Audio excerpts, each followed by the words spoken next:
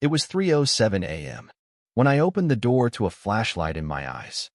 Two cops stood on my porch, one of them saying, "Sir, we've had reports that your truck is a threat to public safety."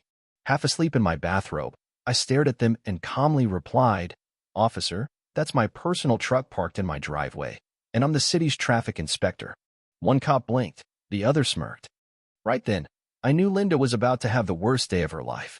The absurdity of being woken up by police over something so trivial could have been a comedy sketch if it wasn't real. I'd stumbled out of bed to flashing lights, sirens, and a fog of confusion so thick I thought I might be dreaming. My dog was barking like the world was ending. Neighbors' porch lights flickered on, and I saw Linda peeking through her curtains with her signature binoculars, like she was the neighborhood's self-appointed sheriff. Except tonight, she'd escalated to calling 911. I wasn't mad at first, just stunned.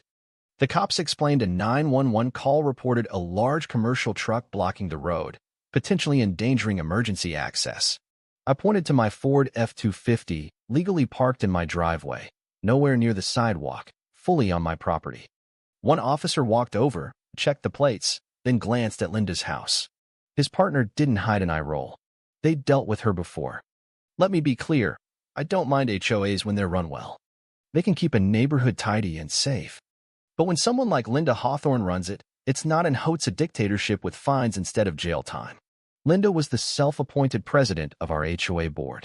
No one else ran. She just grabbed the role and started issuing orders like we were her employees. Tonight, she'd taken her power trip to a new level. The officers apologized, said they had to respond to 911 calls, especially those flagged as safety threats. I nodded, thanked them for their professionalism, and closed the door. Sleep wasn't an option, not because I was scared, but because I was fired up.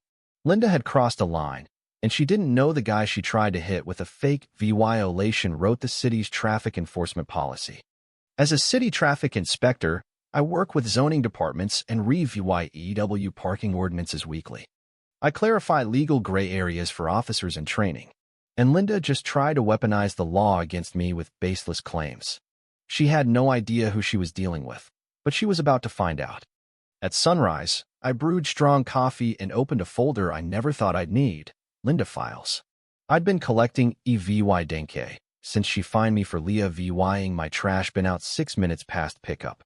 I had HOA guidelines, screenshots of her altered community posts, and now proof she'd made a false 911 call. I reviewed our HOA bylaws, no commercial vehicles parked overnight on the street. My truck was personal, logo-free, and on my property. Strike one for Linda. She was sneaky, though. She'd been distributing edited bylaws with subtle changes like switching on street to on property, hoping no one would notice. But I did. Around 10 a.m., I talked to neighbors, not to start a war, but to see if she'd targeted others. The stories poured out. One neighbor was fined $200 for solar panels installed years ago with approval. Another had his son's car towed during a VY sit. An elderly veteran got a $500 fine for a too tall flagpole. They were fed up but felt powerless. I wasn't alone. I dug deeper, checking the city's zoning complaint database. In 6 months, over 70 anonymous complaints were filed against our neighborhood, all with similar wording and excessive punctuation. It screamed Linda. She'd been reporting neighbors to city departments, posing as anonymous. That's not petty, it's harassment. I matched complaint timestamps to her social media rants, even finding one filed during a barbecue where she smiled with her targets. The audacity was unreal. I filed a Freedom of Information request for the 911 call and body cam footage. While waiting, I contacted the city's legal department to prepare a formal complaint that could trigger an HOA audit. Linda thought I was stewing. She had no idea she'd lit a fuse tied to every shady thing she'd done as HOA president. At the zoning department, my badge wasn't just decor, it was my ticket to unraveling Linda's mess. She hadn't just made a nuisance call, she'd started a chain reaction. I reviewed the official HOA charter, filed 7 years ago. Linda's versions had fake rules, truck size limits, bans on VY-sible recycling bins, even holiday decoration time caps. None were approved. She'd forged documents and enforced them with fines. Her complaints to the city followed patterns, vague claims like illegal structure or fire hazard. One listed a violation time when she was out of town, per her own social media. False reporting is illegal, and I had proof. I began inspecting the neighborhood, not for the city, but for those Linda had terrorized. Neighbors shared stories, threats of foreclosure, fake city letters, fines for minor issues like unmowed lawns during heat waves. I compiled a dossier of letters, photos, testimonies titled Hawthorne Abuse. At Linda's house, I noted her unpermitted deck, illegal irrigation rerouting, and security cameras on HOA poles used to spy, not protect. Neighbors confirmed she referenced footage in letters. That's surveillance abuse. I found over a dozen legal violations, backed by photos and code. A neighbor, Tom, pro-VY the original HOA charter, revealing Linda's unapproved changes. She was done. I filed a formal complaint as a municipal inspector, triggering an investigation into her misuse of public resources. I also organized a community hearing, collecting signatures from 2/3 of homeowners for an emergency board session. Reviewing city maps, I found her fence encroached 2 feet into public land, illegal land theft.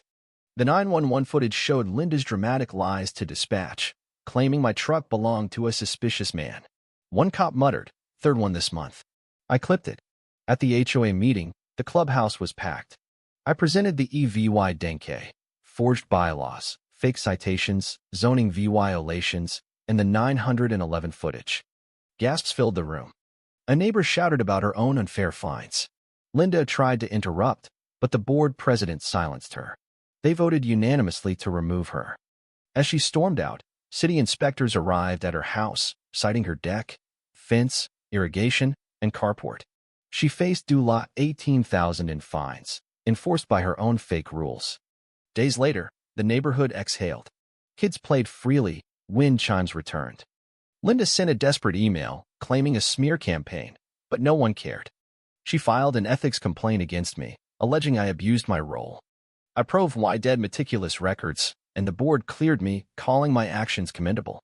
Her allies' push for a new vote failed.